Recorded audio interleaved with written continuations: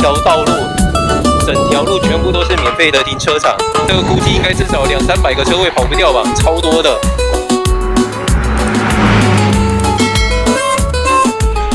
昨天带大家看看了西班牙瓦伦西亚这边的物价，今天也带大家走一下瓦伦西亚，西班牙第3大城市这里。那我现在就在老城区的范围里面看一下，在这边呢非常多的商家，很热闹的这一区，有很多精品店啊，都是开在这一条街上的，而且在这条街上也有许多中古世纪的建筑，看一下。在瓦伦西亚这边呢，这里也是一个古老的城市了。这边的历史可以追溯于西元138年，当时的罗马人统治这边的时候就已经开始在发展了。那一直到了中世纪的时候，15、16世纪，这边变成西班牙伊斯兰文化的中心。当时也是一个政治动荡非常厉害的地方，一直到了20世纪初呢，才开始了一系列的经济文化的复苏。现在这里已经是西班牙的第3大城市了。那我们一路从精品街那边走过来呢，这里就是瓦伦西亚的市政厅广场。这边的建筑都很可爱，它是这样有一个小小的圆顶，跟别的国家不太一样。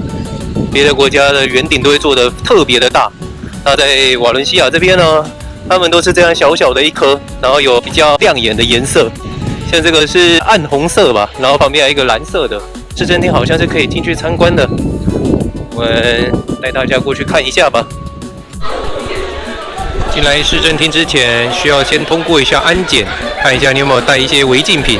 在来瓦伦西亚之前呢，从来就不知道原来西班牙曾经是伊斯兰教的王国，整整的被伊斯兰文化统治了500年，一直到了西元13世纪的时候，才又改为基督天主教建国。所以在瓦伦西亚这边可以看到很多这种关于伊斯兰文化的一些建筑，还是一些他们的文化。市政厅这里呢，它是完全免费开放给大家参观的。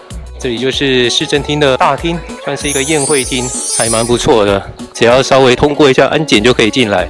这间市政厅根本看起来就是像是皇宫一样的，不是一般的那种市政厅的感觉。哇，市政厅这边外围的雕像竟然有一只蝙蝠哎，第一次看到建筑上有用蝙蝠作为装饰的。来的时候刚好是遇到复活节的前夕，很多的景点都到2点就已经关门了，蛮可惜的。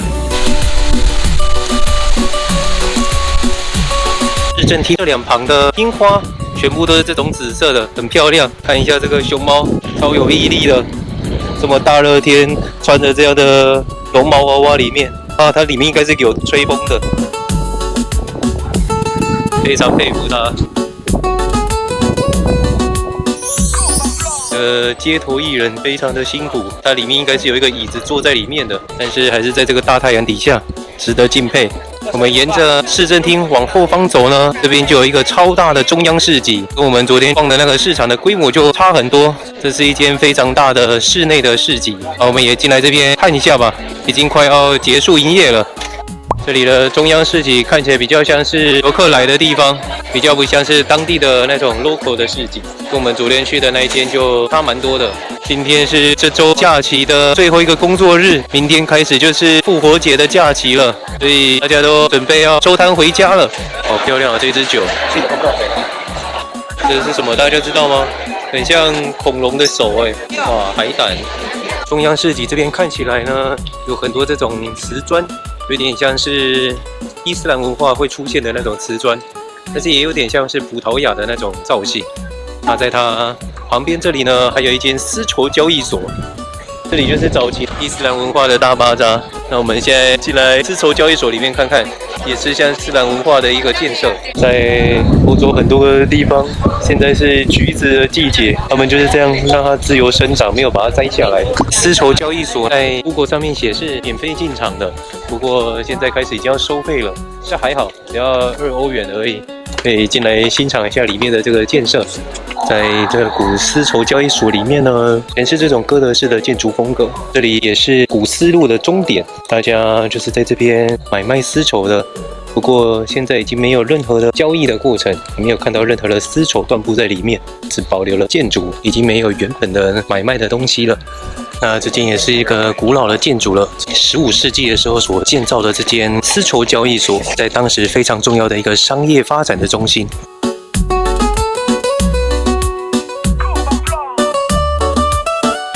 丝绸交易所的这一面，这样看下来，是不是有点像是超级玛丽的城堡那种感觉呢？我一直都以为伊斯兰文化只有拓展到巴尔干半岛而已，没想到原来连西班牙这边曾经也是有一段伊斯兰文化的过程。瓦伦西亚这边也可以找到这种土耳其的吊灯。现在来到这一区呢，这里就是瓦伦西亚大教堂的范围了。难怪我一开车进到瓦伦西亚的时候，就一直觉得他们这边的建筑很可爱，都是有戴着小帽子，像是回教的建筑的风格。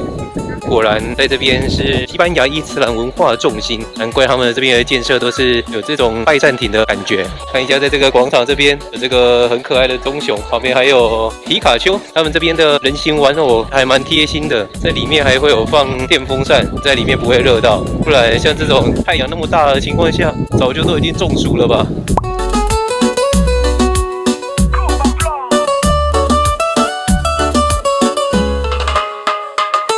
在主教广场这边呢，还有这些有趣的小游戏可以让小朋友在这边玩，还有这个哈哈镜，看一下，马上就变侏儒了，哈比人，这边超多这种街头艺人的，还有一只恐龙，非常逼真的恐龙。市政厅往南走呢，就可以看到瓦伦西亚的斗牛场。在西班牙，好像每一个大城市里面都会有斗牛场。我们来看一下。现在到底还有没有在斗牛吧？查了一下，好像是在疫情前的时候就已经有很多动保人士反对斗牛这项运动。这个也算是西班牙的文化遗产，很多个城市都已经没有在斗牛了。即使有这样斗牛的表演，但是已经都没有在屠杀这些公牛了。看一下斗牛场到底是还有没有在运作的，来了解一下。门都关起来了，好像是休息了。我绕了一圈，完全没有看到有营业的地方。不知道是不是因为复活节的关系提早休息了。在斗牛场旁边呢，这边就是瓦伦西亚的中央车站，还蛮漂亮的一间建筑，也有一些西班牙的壁画，非常的缤纷，感觉就是像是佛朗明哥的那种气息，很漂亮的一间中央车站。看看它整个这个都是粉红色的瓷砖，然后连天花板啊都是马赛克的瓷砖艺术，就连他们的售票口都非常的别致，是这种全木的。在中间这边这两根柱子，这个也有点像是伊斯兰的文化，会有这种吊灯，然后里面都有马赛克的艺术。现在已经回到了停车的地方了，也跟大家分享一下这个地方。这里是一个很大型的公园。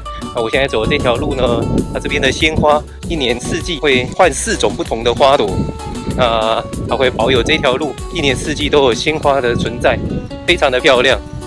那就在这个公园的两旁呢，这一条道路，整条路全部都是免费的停车场这真是蛮难得的。在一个这么大的城市，竟然不怕让人家停车，不收取任何的停车费，就在这里看一下，这边中间那边也可以停，然后对面那边还有里面的那条小条的路，全部都是免费停车场，一直到另外那一边也都是。